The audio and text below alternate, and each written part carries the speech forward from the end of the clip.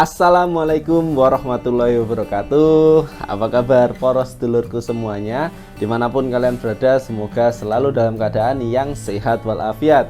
Adapun yang sakit, semoga segera diberikan kesembuhan oleh Allah Subhanahu wa Ta'ala. Hari ini adalah hari-hari kita menghitung hari untuk mudik lebaran. Oke, jadi video kali ini khusus saya buat untuk ya sedikit cerita terkait dengan mudik lebaran anak perantauan gitu ya. Jadi mudik itu adalah sesuatu yang sangat benar-benar diharapkan oleh mungkin seluruh orang yang merantau, baik itu yang merantau di dalam negeri maupun yang merantau di luar negeri gitu ya. Jadi perasaannya pasti sama gitu, pengen sungkem kepada orang tua di saat mudik lebaran atau di saat hari raya Idul Fitri, karena memang momen tersebut itu sesuatu yang sakral gitu ya. Jadi sesuatu yang sulit untuk digantikan oleh apapun itu. Bahkan mungkin ketika ditawarin dengan lembur atau apa gitu, perantau pasti akan pengen tetap memilih pulang. Hampir 2 tahun ya, 2 tahun di 2020-2021 kita tidak bisa mudik ya, walaupun saya tetap mudik gitu ya, tapi ibaratnya banyak konsekuensi yang harus ditanggung. Tapi alhamdulillah sampai hari ini masih diberikan perlindungan oleh Allah Subhanahu wa Ta'ala dari virus COVID-19 untuk saya sendiri maupun untuk keluarga. Jadi ketika kita memang memaksakan untuk mudik di saat dilarang mudik, itu benar-benar kita harus double untuk pengamanan kita gitu, karena kita nggak ingin kita sudah mengambil konsekuensi untuk pulang, habis itu keluarga bisa menjadi korban. Itu kan tidak kita inginkan. Oke, kita tinggalkan tahun 2020-2021 dilarang mudik, kita tinggalkan. Kita fokus bicara tentang mudik 2022. Yang pertama yang saya sorotin adalah harga tiket gitu ya. Jadi moda transportasi yang paling enak untuk perantau di Jakarta, di Bekasi, di Cikarang, di Karawang, ataupun mungkin di Jawa Timur yang lain, itu pasti kalau nggak bis ya kereta gitu ya. Mungkin travel ya itu nomor berikutnya lah gitu. Kalau pesawat terbang biasanya kalau untuk keluar kota gitu ya, jadi dari Jakarta menuju ke Sumatera atau menuju ke pulau-pulau lainnya, itu pasti lebih memilih pakai pesawat gitu kan, lebih cepat. Tapi untuk kebanyakan orang itu mudik pakai bus sama pakai kereta itu pasti menjadi prioritas atau tujuan utama gitu. Nah, jadi di mudik kali ini saya lebih memilih untuk pakai kereta gitu, karena ada beberapa hal sih alasannya. Walaupun saya juga mania bis ya gitu, jadi sering pulang naik bis kalau di hari selain lebaran kali ini gitu. Oke, jadi di lebaran kali ini kenapa saya memilih naik kereta? Yang pertama adalah saya berada di Karawang. Itu yang pertama itu. Sebenarnya di Karawang kereta itu nggak banyak ya yang turun untuk menuju ke Blitar ataupun ke Tulungagung gitu, tempat terakhir saya turun. Nah, jadi di Karawang untuk kereta api itu yang berhenti di stasiun Karawang itu hanya satu kalau nggak salah, yaitu KA Singosari gitu. Nah, jadi di beberapa video yang lalu itu saya pernah buat nih di atas ini, yaitu terkait dengan ibaratnya testimoni saya naik KA Singosari setelah beberapa tahun nggak naik kereta gitu. Nah, jadi pas kemarin itu terakhir-terakhiran itu harga tiket di sekitar 430-an harga tiket kereta. Harga tiket bis itu di 370-an tuh. Saya biasanya naik bus Harapan Jaya, karena saya kan dari Tulungagung gitu kan, jadi lebih enak naik Harapan Jaya langsung dari Karawang Barat naik langsung sampai ke Tulungagung gitu ya. Jadi kurang lebih di harga 330-an gitu, sekitar gitu. Jadi hari-hari biasa, hari Sabtu, Jumat sore gitu. Nah, mungkin karena kemarin itu saya, jadi kalau bis Harapan Jaya itu masuk Karawang itu jam setengah 3 siang. Nah, karena saya masih ada banyak pekerjaan, nggak bisa keluar kerja di jam 2 gitu, makanya saya memutuskan adalah naik kereta api. Karena di Singosari waktu itu dan sampai hari ini itu adalah di jam 18.30 nyampe di Karawang. Jadi jamnya pas gitu ya, jamnya pas.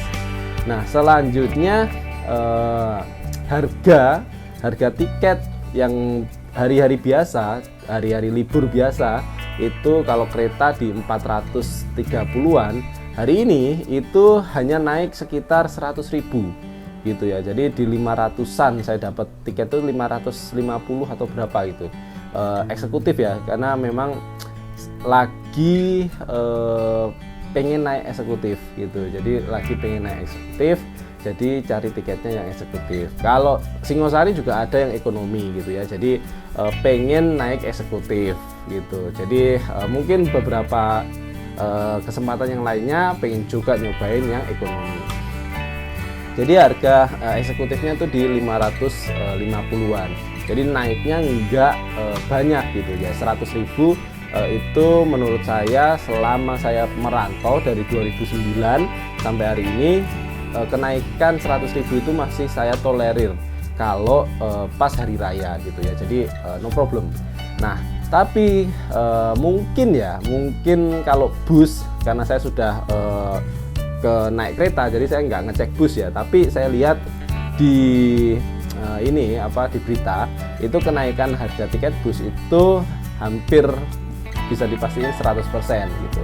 Jadi biasanya yang harga di 350-an berarti mungkin ada di 600 ataupun bahkan 700. Nah, saya beberapa kali ngikutin live IG-nya Mas Rian Mahendra gitu, yang PO Haryanto. Jadi memang kalau bus memang ya kalau lebaran itu kan ibaratnya ngangkut penumpangnya itu hanya dari Jawa Barat, dari DKI menuju ke Jawa Tengah, Jawa Timur, dan ibaratnya DIY seperti itu. Jadi dari Jawa Timur, Jawa Tengah, DIY menuju ke Jawa Barat lagi itu biasanya kosong.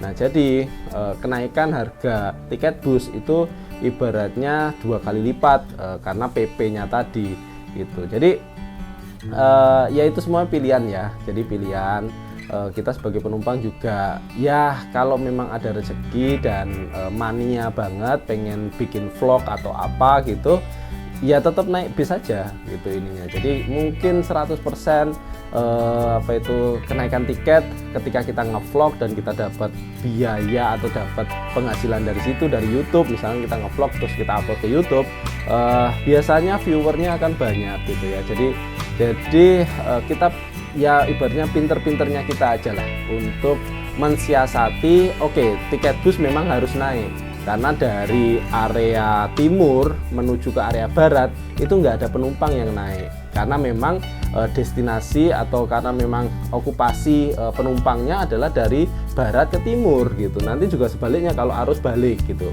Nah, jadi kita harus juga memahami kondisi itu, karena memang ya bus harus tetap jalan, PP itu juga butuh solar, dan harga solar juga lagi nggak tahu udah naik atau belum, tapi kemarin pas waktu saya pulang kampung, karena mobil saya juga solar, itu agak sulit dapatnya gitu. Jadi mungkin bis-bis pun juga sama gitu. Jadi pas waktu perjalanan mereka harus banyak effort untuk sering ibaratnya belok ke SPBU, karena mungkin solarnya dibatasin gitu. Jadi hanya boleh 150.000 atau 250.000 kan, itu ibaratnya kalau bis ya paling bisa berapa ratus kilo sih ininya dari itu.